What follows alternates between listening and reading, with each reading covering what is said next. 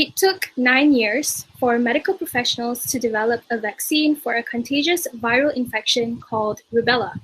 It also took 9 years for a well-known software program called Zoom to reach the level of success it has now.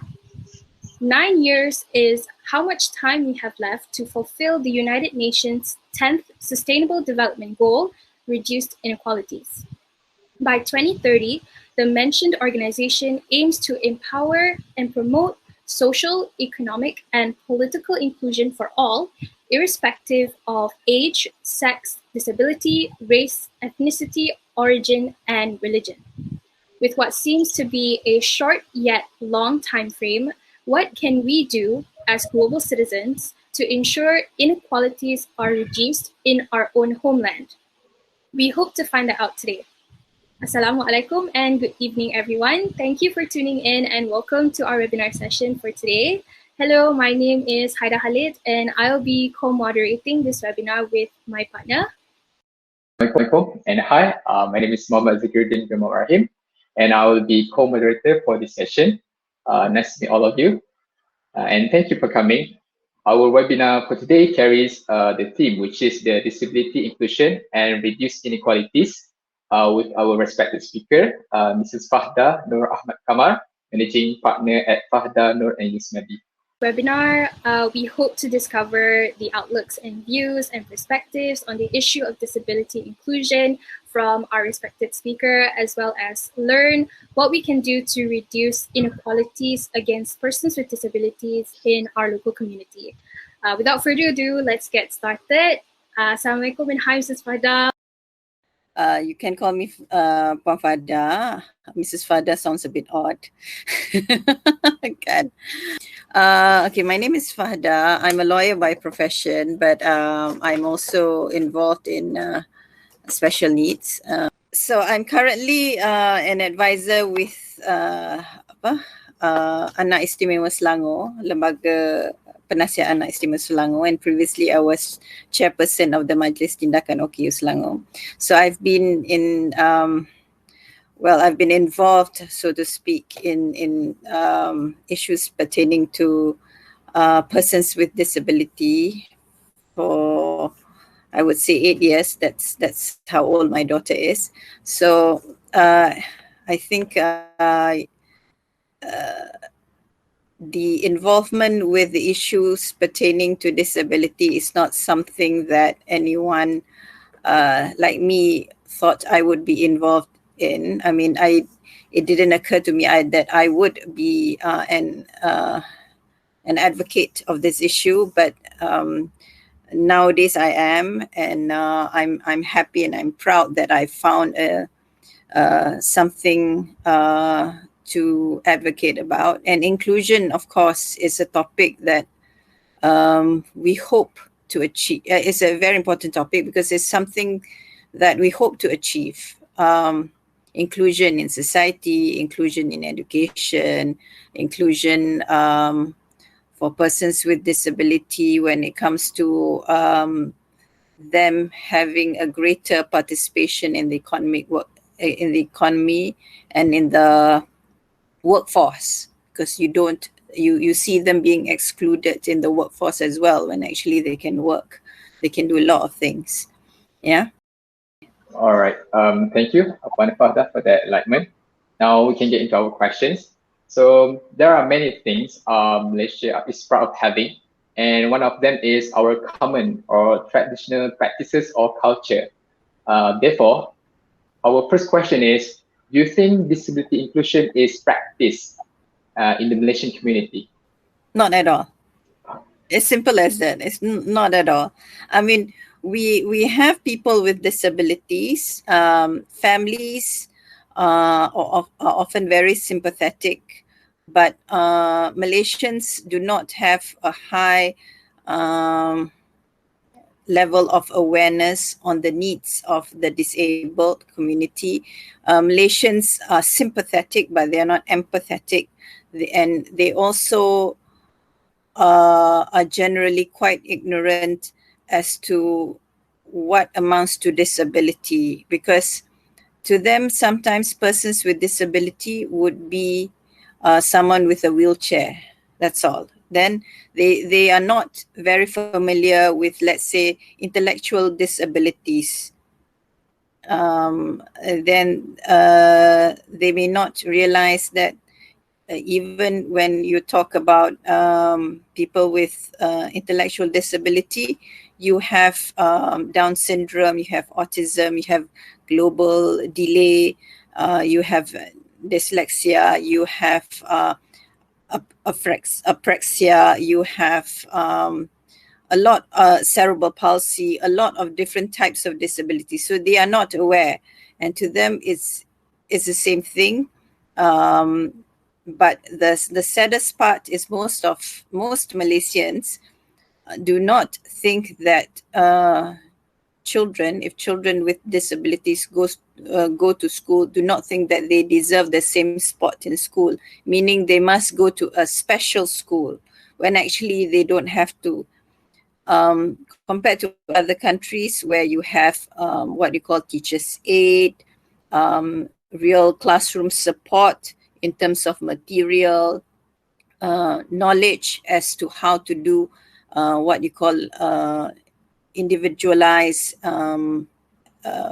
program for each person. Malaysian teachers are generally not aware of such things. In fact, they're not properly trained, in my view.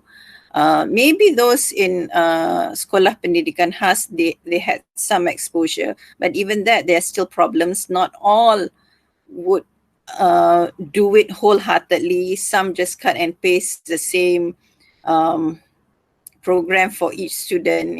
I mean, that's the common thing I hear. So they don't really tailor to the specific needs of every child. Because you see, when you talk about persons with disabilities, sometimes because it's so varied, you have to tailor-make. You have to make sure that every education program really addresses every need. You see, and it will differ. One child would have, say, a child with autism would have a varied spectrum. You have mild, moderate, and severe. So you cannot think that every one of them can fit in the same program. You must have the knowledge to tailor to that specific child's need. And sometimes for high functioning autistic children, they can actually enter mainstream school, but most of them are not allowed to, because of stigma, because of sometimes misunderstanding on their behavior. Sometimes teachers and even students and parents themselves, parents of other students, do not realize that they can be part of society. They can actually mingle with everyone else, because the level of awareness is very, very low. I mean, it's not just low, I would say it's very, very low. You know that persons with disabilities exist within your community, but you do not know how to respond to them. You do not know how to provide or support them. You think that if you provide, say, access for wheelchair, that means your obligation has been fulfilled. It's not. You got to come up with a support system. And I think even politicians, when they draft policies, this is not a priority. When, let's say, they announce say assistance for COVID, or they talk about MCO, how many times have you heard ministers discussing about what can be done for the most marginalized? The OKU is the most marginalized. I prefer calling OKU than PWD. OKU needs support, but yet during MCO, you do not hear of people talking much about the support they need. I'm sure every country has their own hurdles or even obstacles that act as barriers to success. So when it comes to this issue, what do you think is Malaysia's biggest obstacle? One, because sometimes they cannot voice out what they want. Sometimes they have to speak through other people. It can be because they just cannot speak, say much. They have speech they have speech issues, speech disability, or sometimes they do not know how to channel their grievances. So unless and until that part is addressed, you wouldn't even hear their voices. You see, one thing, one of the reasons why the Selangor government established Majlis Tindakan OKU Selangor, of which I was chairperson for 2 years, is to ensure that there is, number one, advocacy, and number two, that people who are planning the policy at the government level, people who important policy makers, and also the government servants themselves, they are aware that when they draft any policy, when they make any consideration about any decisions, they must think about OKU impact. Just like they must be gender sensitive towards women in budgeting, they must be also sensitive towards OKU when budgeting. They must know that there is this thing called a wide spectrum of disability. So this is what I and my friends, what we have championed all this while, that is greater awareness. It's still a long way to go. It's very, very hard because you're talking about old habits. Old habits die hard, and people still are not willing to do something for the OKU community. I mean, seriously, it's a situation where unless and until it happens to them, as in they have a family member who is an OKU, they wouldn't even be bothered. And that is the attitude that we find nowadays. There is greater response in, say, someone trying to raise funds for say a girl involved in an accident, as opposed to you raising funds for someone who for a lifetime needs medical support. We are quick to donate when you have the one-off type of donation campaigns, but we're very slow when it comes to something that requires lifetime support. Inclusion is a big word, but it's an objective. It's an objective. The thing that we have not settled at this level is not even inclusion, it's awareness. It's not even there. Thank you so much for that response. I was wondering, with in recognizing and acknowledging the obstacles that Malaysia has, do you think we have successfully practiced disability inclusion even a tiny bit? No. I can just say no. I mean, to me, if you have what I call token students, I would say token, like if you go to certain factories, yes. Some factories do make the effort of, say, taking workers who are deaf. Some factories where it's so noisy, it's better that you take deaf workers because they can't hear anyway. Or in certain industries where you really require high sensitivity for touch, it better is like spas and reflexology centers.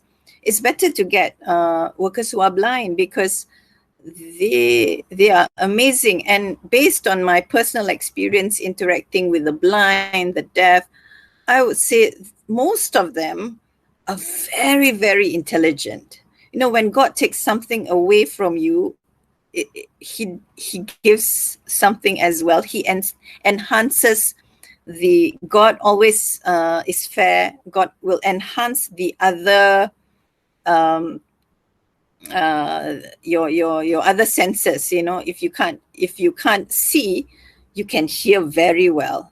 And I've met blind people in the blind community that are doing so well and are so intelligent. Sometimes when I discuss with them, I'll forget that they are blind, because they are so smart that you would think, oh, how is it that you are blind, yet you've read so much.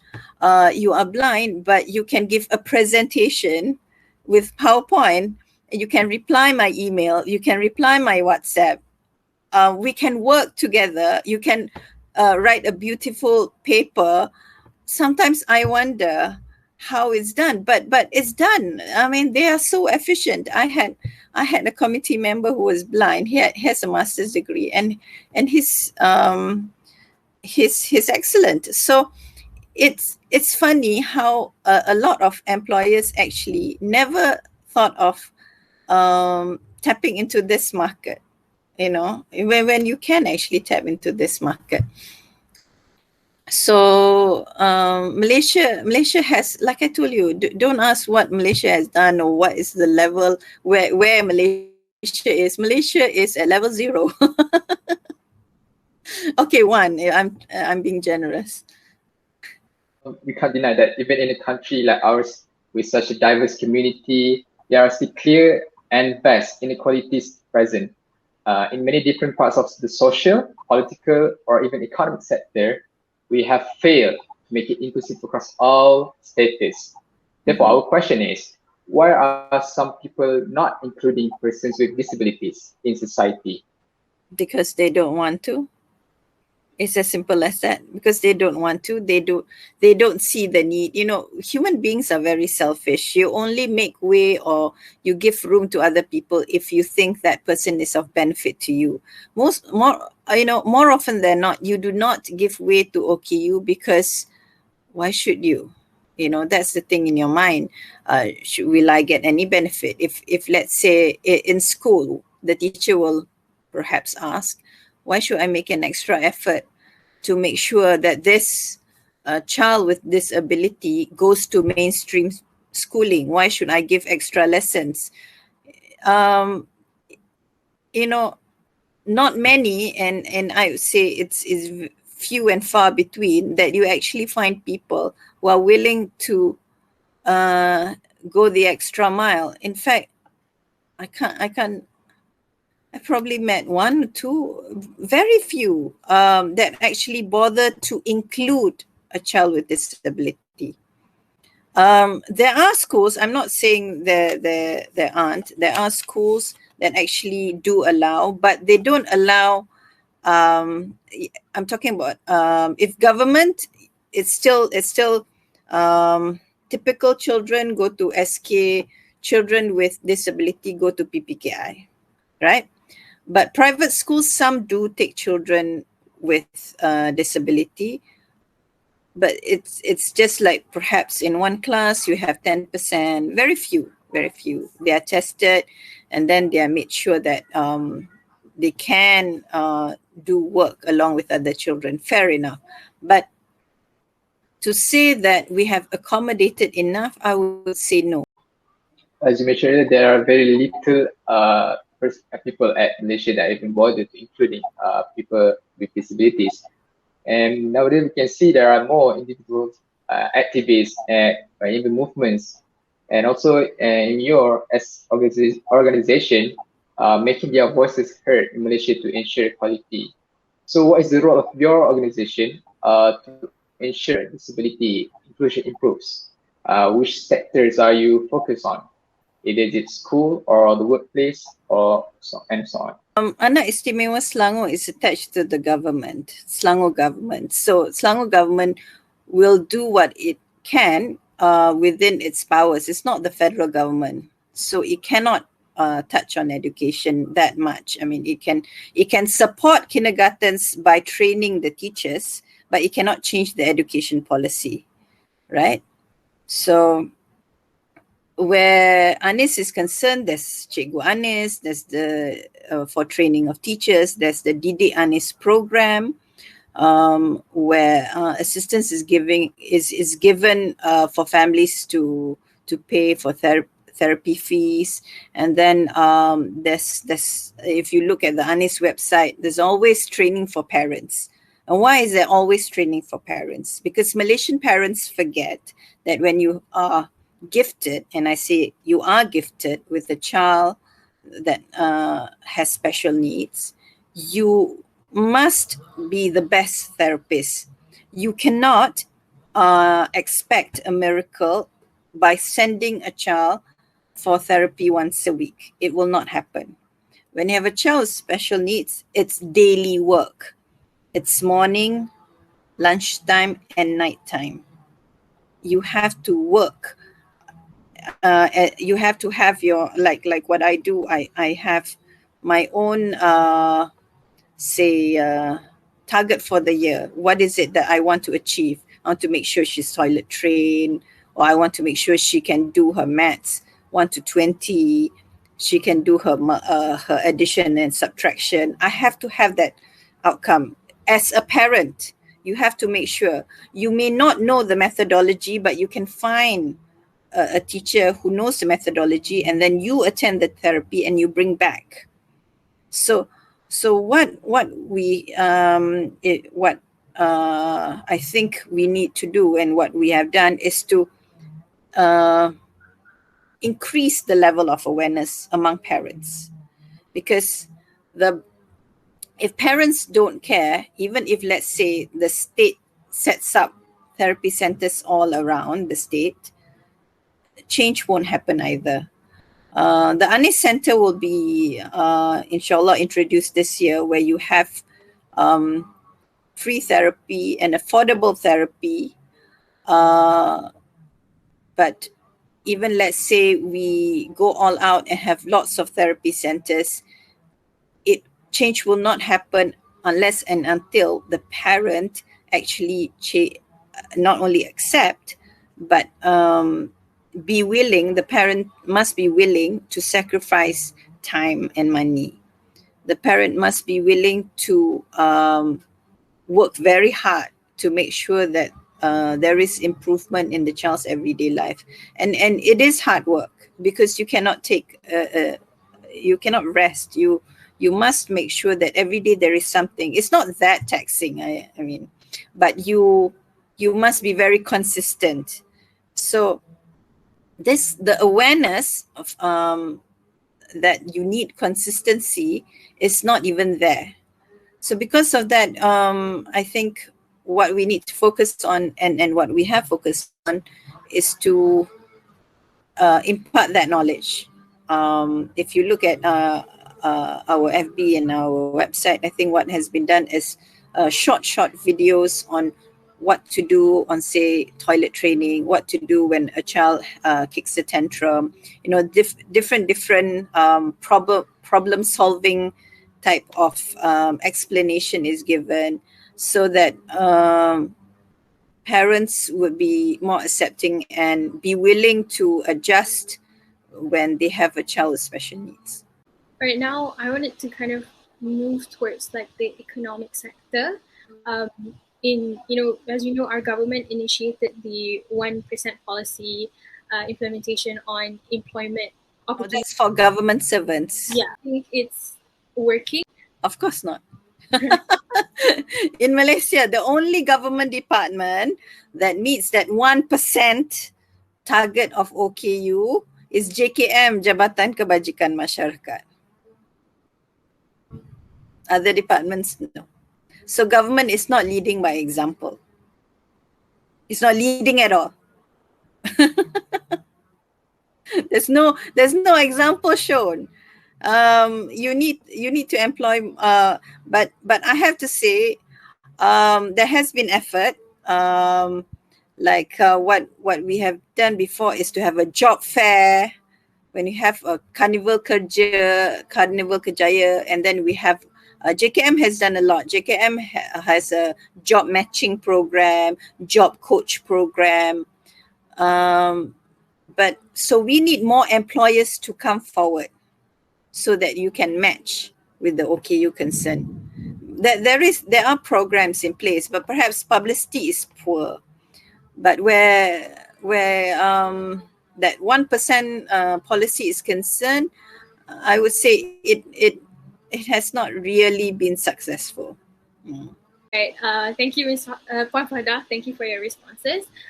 We're actually going to move on to our Q&A session with our participants. If anyone has any questions, you can feel free to open your mic or you can type it out in the chat box so we can have Puan Fahda to answer your concerns or your questions. You can go ahead and do it now. Okay, so Ahmad Razali has a question. The question is, Malaysia introduced the zero reject policy quite recently. With it, are all children included in schools? If not, why is this happening? That was during the Pakatan Harapan government under Dr. Mazli Malik, isn't it? It did introduce, but then it didn't really take off because after that, there's a change in government. When it was introduced, I think it was not so successful either because I believe schools and teachers didn't really embrace it. They didn't reject, but then after a while, they didn't quickly embrace either. So, I mean, you can have good policies. It's a good policy, but I think Malaysians are generally not really ready. You can have a zero reject policy, but you do not have in place at the same time a zero neglect policy. Assuming zero reject means you're not going to say no, you're going to accept everybody in school, you see. So you see what happens is if let's say the child is severely disabled, they won't even accept for PPKI. They will say you go to PDK, Pusat Dalam Community. See, that's why you need that zero reject. So at least they go to PPKI. Assuming they go to PPKI, do you have the staff, the teacher's aide that is well equipped and has knowledge and has the passion to cater to the needs of this child that is severely disabled? You don't. It's the same lot. You do not at the same time have special training. So if you don't have special training for teachers to provide the support to ensure that there is no zero neglect, zero reject will not be successful because it will result in zero neglect. So that's what has happened. For that question and for the answer, is there anyone else who likes to ask?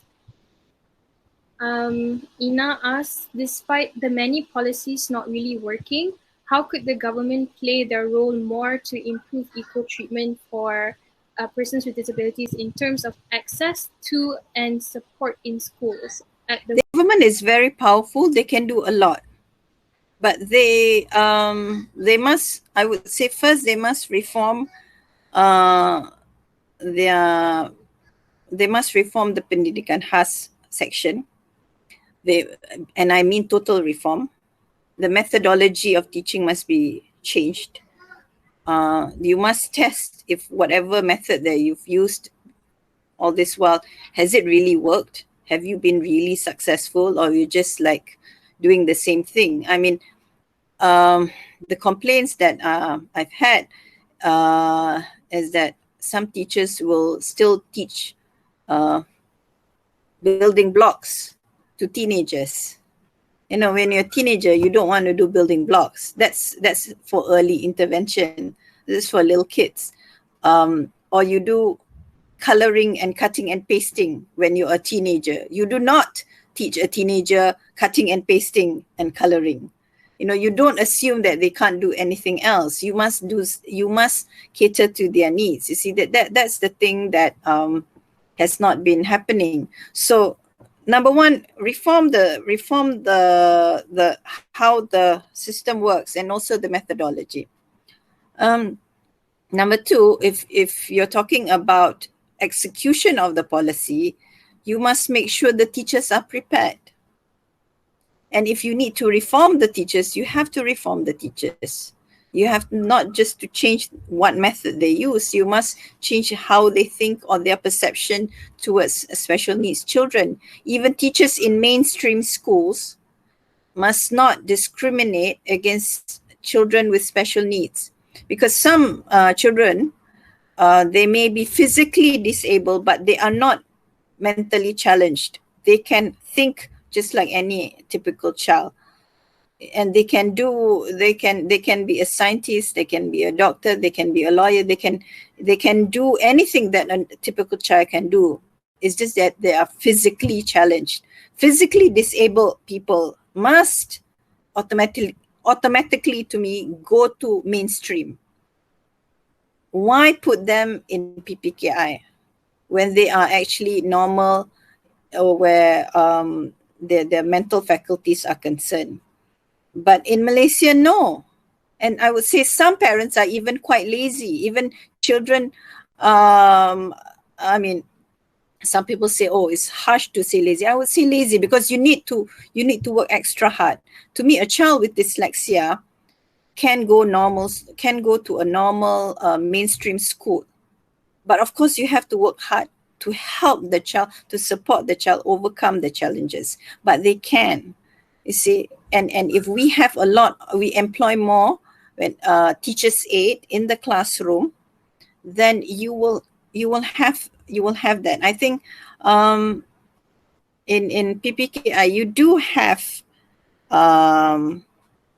teachers' aid, but in mainstream schools you do not have teachers' aid. So you need to have teachers' aid in mainstream schools so that they can support children with disability, so that the teachers can focus on teaching, and the teachers' aid can assist the children with disabilities to join in the class.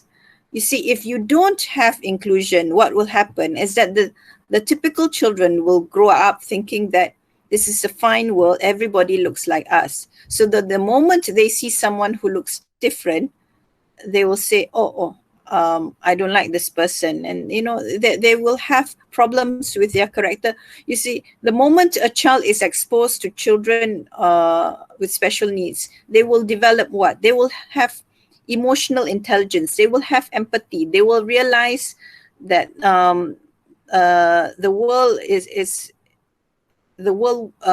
not always fair, but you must accept people who are different from you. So their high level of awareness will allow them to accept all the challenges in life. If they see everything is fine all the time, then they will have unrealistic expectation as to how the world works, because that's not how the world works. Today you might be healthy, but tomorrow after an accident you can be an OKU yourself. So actually, when you talk about persons with disabilities, not everybody with disability is born with a disability. Sometimes a person becomes disabled because of circumstances. So we have to remember that. We cannot marginalize and say that, it's never going to happen to me. Some people get disabled when they turn 50, 60, 70. We don't know.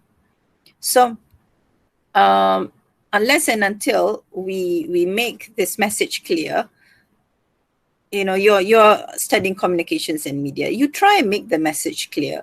If you look at Malay dramas, how many Malay dramas actually impart this message? I can't even recall any. You have the same stereotypical message about marriage and about abusing women and marrying a rich guy, that kind of dramas that gets fed to society all the time. But nobody actually really bother making, say, a drama about special needs children or their challenges, something about humanity. Because we do not impart this message often enough, so there is no reform, and you can have beautiful policies, no one to execute because no one actually understands. Okay, so I think that's all question for Q&A session. Thank you so much, everyone, for the questions. So, Puan Fahda, we do have our last question for today, and perhaps the closing for today. So, what are your hopes and goals for the future to help reduce inequalities faced by the person with disabilities? I hope that everybody will play a role. There are 10 of you in the webinar. So every one of you will actually take the opportunity to be an advocate. You know, you be an advocate for change, you be an advocate for people with special needs. Because people with disabilities sometimes cannot talk for themselves. So they have to have someone else talking for them. I will say, I'm out here talking on behalf of my daughter because I know it's going to be hard for her to advocate her needs and her right to